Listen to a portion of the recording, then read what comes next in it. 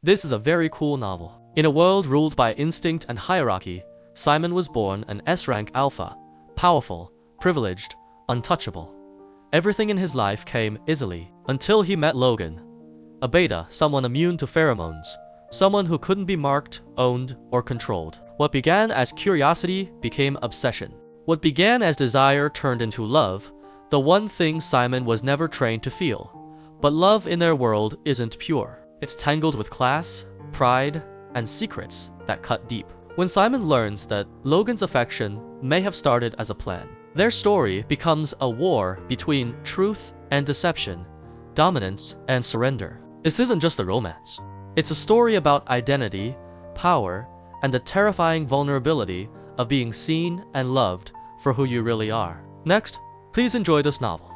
As one of the rare and privileged, an S-rank alpha, I had always lived a smooth, effortless life. Until I met my first real challenge. I fell in love with a beta, someone immune to pheromones, someone I could never mark. No matter how many times I bit into the skin of his neck, no matter how much I wanted to leave a trace of myself on him, it was all in vain. When the pain grew unbearable, he pushed me away. If you're so desperate to mark someone, find an omega, he snapped. I'm a beta. You could bite me to death and it still wouldn't work. The first time I met Logan, I knew instantly, I wanted him. The pheromone patch on his neck had fooled me into thinking he was an omega. The moment I realized I was drawn to him, I didn't hesitate to release a faint wave of my pheromones. I kept my control. Too much could have triggered an omega's heat, but he didn't even react. He just clinked his glass against mine, perfectly calm. A flicker of surprise crossed my eyes. He took a sip of his drink, then his gaze sharpened, amused. Are you trying to lure me with your pheromones? He smiled faintly, playful and cool. Too bad I'm a beta.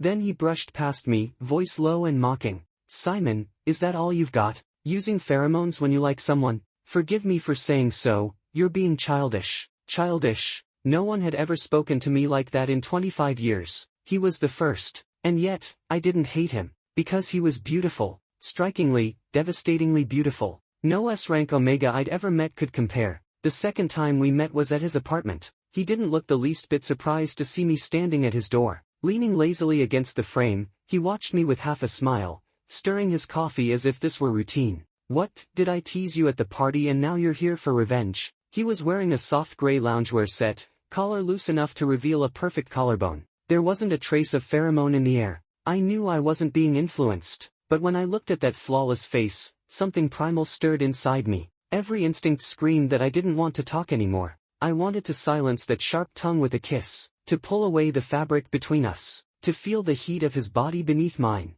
And so, I did. The coffee spilled across his gray pants. His eyes half closed as our lips met. His fingers slid into my hair, bold and teasing. You've ruined my pants, he murmured. Breathless, I answered, I'll buy you new ones. He smirked, biting at my lip. Then clean these up for me. That night was chaos and madness. When Logan woke in my arms, I pressed a kiss to his forehead. I rarely kissed anyone. Kissing, to me, was too personal, too emotional. But with him, it somehow felt right. He got out of bed, casually slipping on my shirt, wandering through the room as if he owned it. My gaze followed him, to the faint marks on his skin, the hint of color along his neck, and guilt pricked at me. He rummaged through the wardrobe, then said lightly, have your assistant bring you some clothes. None of yours will fit me. He tugged at the hem of the shirt. I'll keep this one. A shirt meant nothing to me, so I nodded and reached for my phone. Then he added, with deliberate calm, consider it a souvenir from our one-night stand. The phone stilled in my hand. My eyes narrowed.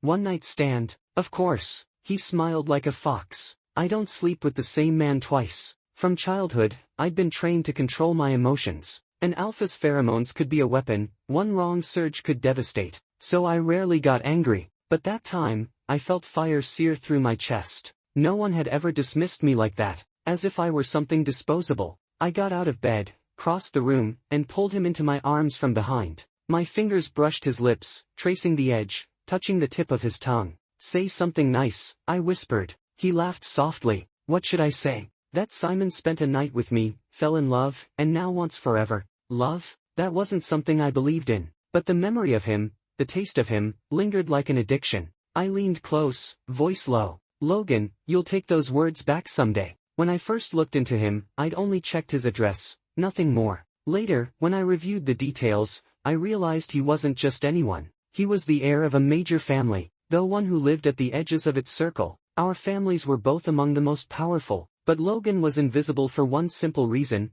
he was a beta. In a world ruled by alphas and omegas, a beta had no advantage, no superior genes, no chance at political marriages, so he'd built a small company of his own, barely 20 employees, a company I could crush with the flick of a wrist. I waited for him to come to me, to look me in the eye and take back what he'd said. I remembered his face, when he laughed, when he trembled, when he cried. It haunted me. Days passed, and Logan didn't come. More patient than I'd imagined. I lost mine first. I reached out to one of his business partners, offering a proposal. They jumped at the chance. When I arrived at his office, Logan was sitting in the boss's chair, long legs crossed, a black sweater hugging his frame. I remembered exactly how it felt beneath my hands. The heat rose in me again. He smiled like he'd been expecting me. "Simon, long time no see." I smiled back. "It has been. The mark on your neck still hasn't faded." Asher, his partner, blinked. "You two know each other?" Logan nodded. "Oh, Simon and I go way back." "That's great," Asher said quickly. Then, "Simon, please have a seat, we'll discuss the details." Details? A few million meant nothing to me. I looked at Logan. "Do we really need to talk about it?" Logan's eyes glinted. "Let me handle it, Asher. Simon and I have a few things to discuss privately." Asher hesitated, then nodded and closed the door behind him. Logan turned the lock with a quiet click, and the next second, I had him pressed against the door, kissing him hard, everything melting into heat and breath. "I see you've learned fast," I murmured. Then I cupped his face, voice soft but teasing. "Say something nice. Name your price, I'll invest whatever you want." I've always been generous to my lovers. Logan was no exception. He tugged lightly on my tie. "You've already done this much," he whispered. "And you still want compliments?" "I'm offering you a lifeline," I said, though I'd been the one to create the storm. He began to loosen my tie, his breath brushing my cheek. "I take back what I said about one night." My heart skipped a beat. "Just untying my tie won't be enough," I murmured.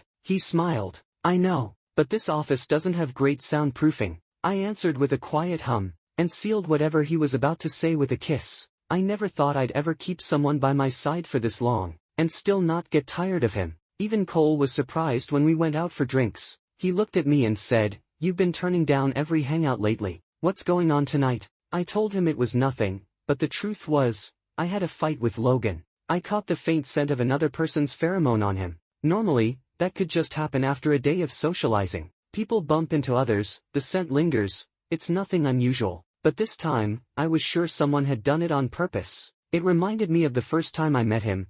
There was that same hint of temptation in the air. And yet, Logan didn't notice a thing. I told him, "You're mine. Keep some distance from others." He shot back, "But I'm not an omega. You can't mark me, and I'm not your spouse. So I belong to myself." That ended the night badly. I decided to ignore him for a few days. So when Cole asked again, I just shrugged. "There's someone at home keeping an eye on me." Cole grinned. "What kind of omega managed to tie you down like that?" "Everyone just assumes alphas always end up with omegas. That's how the world works. The pheromones match, the emotions get stronger, and omegas can give birth to high-level alphas." But I shook my head. "He's a beta." Cole froze for a second. Just as he was about to say something, my phone rang. It was Logan. His voice sounded small, almost pleading. "The power's out. I'm scared." I was still mad, so I just said flatly, "Then be scared by yourself," and hung up. Cole raised an eyebrow. "That your sweetheart?" "Yeah," I admitted. "He said the power went out and he's afraid,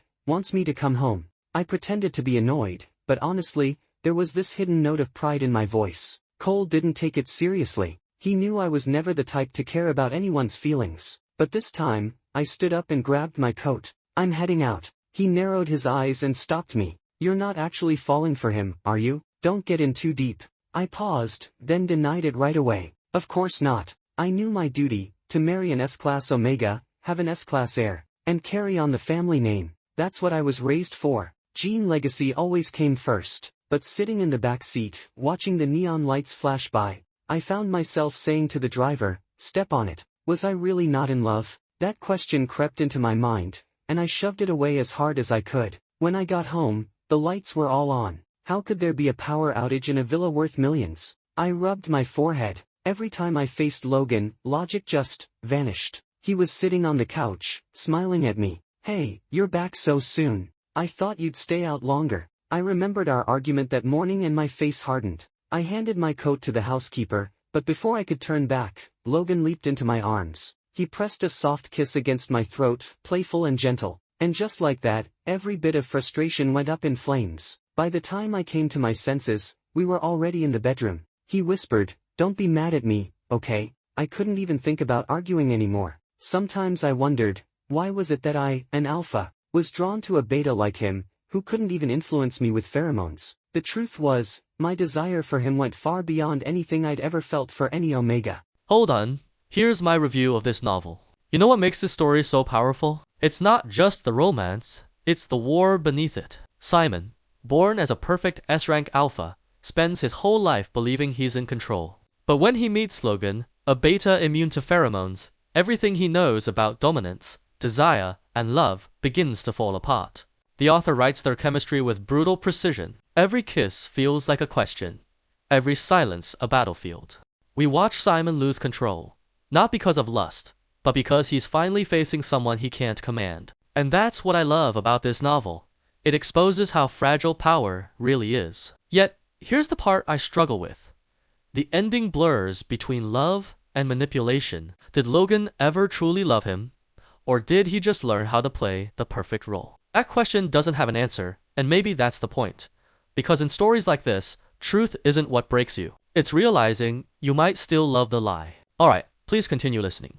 When he kissed me, I couldn't think of anything else. Holding him just felt right. Later that night, after we showered, we lay there in silence. It was calm, peaceful, almost too perfect. Then he asked softly, "You're going home for dinner tomorrow, right?" "Yeah," I said. "I'll have the driver take you home too. I'll tell the housekeeper to cook something light. You can eat again when you're back." He laughed, kissed my fingertips, and nipped gently at my knuckle. "So sweet. I adore you." He said things like that all the time. But somehow, every time he did, it still made something in my chest ache a little, in a good way. "Go to sleep," I muttered. "Stop biting." He smiled and nuzzled into my neck. All right, just hold me tighter." I pulled him closer. His scent wasn't strong like an omega's. It was faint, clean, like soap. But I was addicted to it. The next day, during dinner with my family, my father suddenly said, "Jason Miller's back in town." I just nodded. "You two were close as kids," he continued. "Your uncle and I think it's time to make things official. Jason Miller, an S-Class Omega. I'd known for a long time he'd probably become my future spouse. Perfect genes, perfect background. A match made on paper. But when I heard the word spouse, Logan's face flashed through my mind. "Still," I said, "pick a date." It was just a business arrangement. It wouldn't change anything. I told myself that over and over. I planned to tell Logan when I got home. But that evening, he looked different. I'd never seen him so quiet, so drained. He held me tightly and said, "Simon, I'm just tired." I stroked his hair and down his back. He whispered, "Why is life so unfair?" I knew what he'd been through. A beta, born into power but left behind. The eldest son of a powerful family, yet discarded. I could imagine the weight of that. I'd never been able to empathize with anyone before, but seeing him like this, so defeated, something in me hurt. I held him close and kissed the side of his face. There was no desire in it, just comfort. I said softly, "You still have me." And I swear, in that moment, his eyes lit up just a little.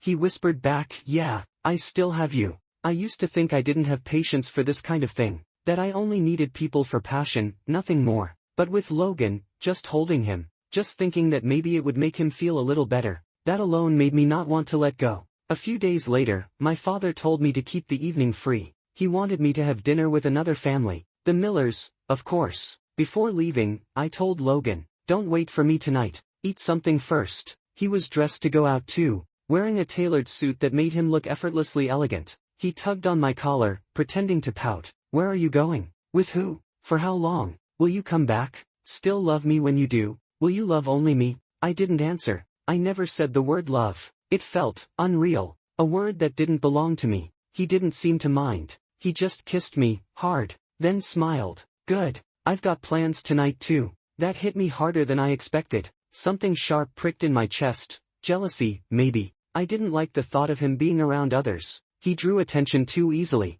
And even though I knew no one would dare take him from me, the thought alone made me restless. A selfish thought crossed my mind. If he were an Omega, I could mark him. Then everyone would know he was mine. He bit my neck suddenly, pulling me out of my thoughts. What are you thinking about? You're not even paying attention to my kiss. Yeah, what was I thinking? I'd promised myself I'd never give anyone that mark. Never let anyone that close. But with Logan, the thought didn't feel so impossible anymore. I ran a hand through my hair, frustrated. I really couldn't understand myself anymore. I couldn't taste a thing during dinner. I kept catching myself wondering what Logan was doing right now. Was he drinking? Would he drink too much? Were there eyes on him, watching him the way I always did? And when the dinner finally ended, Jason Miller pulled me aside. He'd grown into his looks, refined, with that particular softness that belonged only to an Omega. His voice was gentle as ever, his smile faint. Simon, have you thought about what kind of engagement ceremony you'd like? No, whatever you want. My tone came out too cold. He froze for a moment, and then I caught a trace of narrowly in the air. Catching someone's scent, even through a pheromone patch. It was an intimate thing. Not quite a deliberate tease, but enough to feel suggestive, lingering. He looked up at me, his voice turning softer. When I was abroad, I kept thinking about you. Should we grab a drink? I used to like the scent of Jason's pheromones. But now, I couldn't bring myself to care. No, someone's waiting for me at home. I should go. His face paled a little, but he still reached out and tugged at my sleeve, unwilling to give up. Simon, before our child is born, I don't want anyone else taking his place as the firstborn. A warning, telling me to mind my distance. Jason and I were getting married for one reason only, genetic compatibility. We both knew that perfectly well. Thinking of Logan calmed the restlessness in me. Of course not. After all, Logan was a true male beta. Jason lifted his gaze toward the window before slowly letting go of me. The sound of shattering glass woke me. Instinctively, I reached for Logan beside me, only to find the space empty. I got up, irritated, and walked to the living room. Logan was standing there, staring blankly at the spilled milk and shards of glass on the floor. The iPad on the table was still lit, showing a breaking headline. One glance was enough. I saw a photo of me and Jason Miller. Logan's body trembled slightly. When he looked at me, his eyes were bloodshot. I knew all I had to do was explain, calmly, the way it made sense. But seeing him like that, guilt crept in. You're getting married? Yeah, but things don't have to change. I don't like him. I won't mark him. You'll stay with me. Everything will be just like before. I stepped closer, wanting to hold him, but he shoved me away. His eyes flickered with emotions I couldn't read. He said nothing, just looked utterly disappointed. I pressed my lips together. Why can't we just stay like this? Pretend you don't know about it. I'll take care of you. He turned and started packing his things, ignoring me completely. A wave of panic hit me out of nowhere. Would Logan really leave me, over this?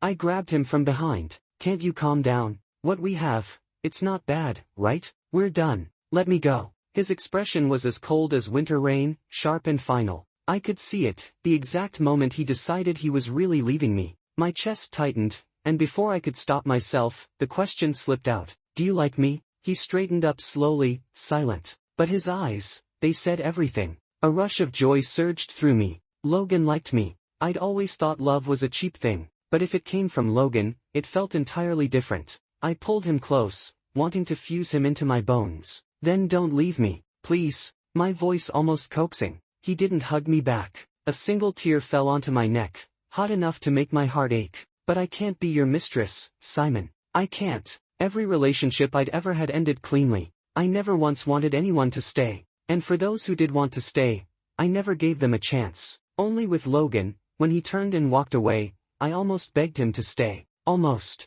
But reason held me back. Even if he stayed, it wouldn't change anything. I wasn't going to give up the marriage. The phone lit up, his smiling face filled the screen, the one he'd secretly set as my wallpaper. I'd never changed it. Then he vanished from my life completely. The next time I heard about him, it was from Cole. He laughed as he told me, some beta's got Aaron wrapped around his finger lately. No idea what's gotten into you people. At the word beta, my heart skipped. What's his name? Cole shrugged. Don't remember his full name. Aaron even sold his Westside property cheap just to impress him. I frowned. Logan? So fast? Already seeing someone else? I shouldn't have been angry. He was free now. But the heat in my chest wouldn't die down. His smile flashed in my mind, and I realized, I remembered every single one of his expressions. Playful, bright, tender, lost. No one had ever left such a deep mark on me. And now, he'd be showing those same looks to someone else. I slammed my glass down. Gotta go. Cole gave me a look but just waved me off. Logan wasn't home. I must have looked insane, sitting in my car outside his building in the middle of winter, waiting. But I couldn't leave. It was late when a familiar car pulled into the lot. Two people stepped out, Aaron and Logan. Logan smiled, that easy, teasing curve of his lips I knew too well. Aaron's gaze burned with open desire. I watched as his fingers brushed across Logan's cheek, watched Logan's reaction. I told myself, if he's really moved on that quickly, then there's no point in holding on. It wasn't like I couldn't find someone else, just another pretty beta, nothing special. But when Aaron leaned in to kiss him, and Logan didn't move away, I turned on my headlights. The harsh glare froze them both. Aaron instinctively raised a hand to shield Logan's eyes. I stepped out of the car. Small world. Logan's lips pressed into a thin line as he looked at me, his eyes darker than I'd ever seen them. Aaron's gaze flicked between us. Wait, you two? Logan spoke first. We broke up. I didn't agree to that. Fighting my own brother over someone, what a disgrace. But I didn't care anymore. I just couldn't stand the thought of Logan touching anyone else. He should only look at me. His hands should only hold me. When Aaron finally left, all the emotions I'd been holding back exploded. I pushed Logan down onto the couch and looked at that beautiful face, the one that haunted my dreams. The words burst out before I could stop them, carrying a sting of hurt I hadn't meant to show. Didn't you say you liked me? This is what you call love? He stared at me, his breathing uneven. You're the one getting married. What? I'm not allowed to find someone new. Simon, I don't have time to waste on you. His cold tone spread through me like poison. Was this really Logan, the same man who used to pout and ask when I'd come home, if I still loved him when I did? This wasn't how it was supposed to be. Something had gone terribly wrong. I kissed him hard before he could say anything else to cut me open. He struggled for a moment, but couldn't get away. When I finally pulled back, his eyes were red, his voice trembling. Simon, he said, I don't want to be your secret lover. Do you even understand that? I was born an S-class alpha. Everyone said nothing could ever hurt me. Born superior, untouchable. But seeing Logan's tears made me realize, it was all a lie. Pain shot through me so sharply my fingertips trembled. I pulled him into my arms. He didn't fight back, quiet and soft like a cat, just like that night during the Mid-Autumn Festival when he let me hold him, let me trace the curve of his thin back. I held him as if he were something I'd just found after losing it once. When dawn began to creep in, he whispered, go home, don't come looking for me again. And, congratulations on your wedding. I tightened my arms around him. I knew I didn't want to let go. Then a thought broke through the fog in my mind, slipping out before I could stop it. What if I don't marry him? Logan, would you stay with me then? I must have lost my mind, to say something like that, to even think it. But when I did, the quiet gaze in Logan's eyes gave me more courage than I'd ever had in my life. For the first time, I finally knew what I truly wanted. When I announced I wanted to cancel the engagement, the room went dead silent, until my father's teacup smashed across my face. Simon. Jason Miller rushed over, fumbling to wipe the blood from my forehead. My father's chest rose and fell violently. He couldn't even speak. I pushed Jason away. I'd made sure both his parents were there too, no room left for anyone to smooth things over. If I was going to break this alliance, I'd do it completely. When it was all over, all I could remember were my parents' disappointed faces, and the fury twisting Mr. Miller's. Only Jason knelt in front of me, his expression a mix of sadness and something darker. You really love that beta named Logan, don't you? Yes, I said. I love him. He gave a small, bitter laugh. And you really think he loves you back? Logan's red eyes flashed in my mind. Of course. Jason smiled faintly, almost kindly. Simon, you know I've liked you since we were kids. I always thought you were smart, strong. I just didn't expect you to be this stupid. I hope you get what you want. I didn't try to read between the lines. I didn't want to. All I cared about was the warmth of the man in my arms, alive, real, mine. Logan cupped my face, his brow furrowed. Does it still hurt? I hope it won't leave a scar. I caught his hand and smiled. It's fine. It'll heal soon. He leaned down and pressed a soft kiss to the wound. In a childish murmur, he said, pain, pain, go away. Maybe it actually worked, because suddenly, it didn't hurt at all. I pulled him close, slipped a ring onto his slender finger. He looked up, puzzled. What's this? A mark. From now on, you're mine, and only mine. He bit his lip, staring at the ring. His breathing quickened, and there was something unreadable in his eyes. Before I could figure it out, he kissed me, deeply, fervently. Logan's way of drawing me in had always been effortless, from the very start, until now. We went through a long battle to be together. I proved to my parents that I didn't need a political marriage to succeed. I could still make our family name shine at the top of the world. I poured nearly all my time into work. Logan stayed by my side, quiet, steady, never once leaving. No matter how exhausted I was, coming home to his face always made everything worth it. Then one winter day, my father finally said, "Bring him home." And just like that, the waiting was over. We had the grandest wedding imaginable. Logan's whole family came. He was no longer the outcast, no longer the man people whispered about. He became the one everyone wanted to talk to, the one even his father treated with respect. He said, "Thank you." I smiled. "Don't thank me. Just say you love me. That's all I wanted." He grinned, eyes crinkling with warmth. "I love you, my dear husband." I wanted things to stay this way with Logan, until the day I saw that file on his computer. He had rushed out that morning and called me halfway down the road. "Babe, I forgot to send a file. Can you help me check it?" Still half asleep, I dragged myself out of bed and went to the study to open his laptop. The password was easy. It used to be his birthday, but later he changed it to our wedding anniversary. When he told me that,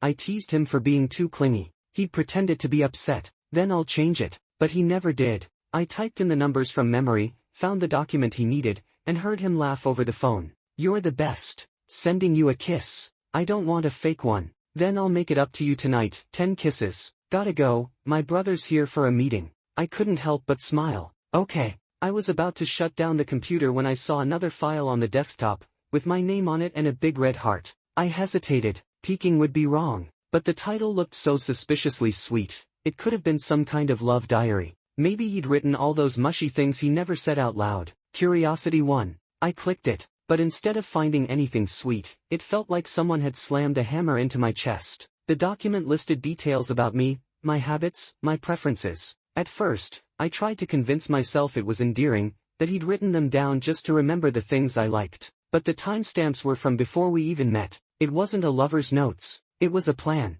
A premeditated strategy, crafted around me. Full of intent. Full of calculation. Waiting for the right moment to act. He had even mapped out what kind of person he should be, what tone to use, when to show tenderness. My hand trembled as I closed the file. Thoughts swirled in my mind, like how he'd so quickly charmed Erin, or how our early days together had seemed almost too perfect. He'd always seemed tailor-made for me. He knew what I liked. He fit so easily into my life. Suddenly, my heart felt like it had been struck, painful, yet hollow. I didn't know what to do. Should I confront him, demand answers, or should I just pretend nothing happened? Maybe, as long as he stayed by my side, that would be enough. The thought froze me in place. Had love really made me this small? And what about Logan? Was there ever a single moment when he truly loved me? Or had I just been the key to his rise, the tool he used to stand tall in the Chu family? I wanted to ask, but I was too afraid. Rubbing my forehead, I told myself to let it go. As long as he's still here. That night didn't go well. Logan said I'd hurt him. His smooth neck bore the mark of my bite, tiny drops of blood welling up as he trembled beneath me. I couldn't tell if it was from pain or from something else. It wasn't enough. I stared at that bruised patch of skin and bit him again. He cried out, suddenly shoving me away, sparks of anger flaring in his beautiful eyes. We faced each other on the bed. Logan touched the back of his neck and saw the blood on his fingers. He frowned. "What? Are you that desperate to mark me?" I nodded. Yes, I was. If I marked him, he'd be mine forever. Even if we didn't love each other, the biological bond would tie us together. No more guessing. No more wondering what was real and what wasn't. The fire in his eyes burned hotter. Then go find an omega to mark. What do you want from me? I'm a beta. You could bite me to death and it still wouldn't work. He turned to get off the bed, but I wrapped my arms around his waist from behind. Logan. His voice was still sharp with anger. What? Do you love me? My own voice shook as I said it. He froze. The silence between us was heavy, so heavy it felt like my heart was sinking into the deep, waiting to drown. Then Logan finally spoke. You saw it, didn't you? I said nothing. That's the only thing I ever did wrong to you, he said quietly. But I don't regret it. I don't regret coming to you with a plan. Because otherwise, I might have never met you at all. He took a deep breath, turned to face me, and cupped my face in his hands. Simon, I love you. Maybe I've loved you for a long time, long before I ever realized it. If I didn't love you, that thing with Erin would never have reached your ears. His fingers brushed my cheek, his gaze so intense it hurt. Every expression on that face I loved so much, every flicker, every shadow, was beautiful. But I couldn't read him. I lowered my eyes. Are you lying to me again? He sighed softly. Maybe. A sting of bitterness rose in my chest. Before the tears could fall, he kissed me gently. Then I'll lie to you for the rest of my life. My heart lurched. He pulled me into his arms, our heartbeats pressing together, real and undeniable. One lifetime? I asked again. Our hands intertwined, twin rings glinting between our fingers, our own secret mark, belonging only to us. One lifetime, he said.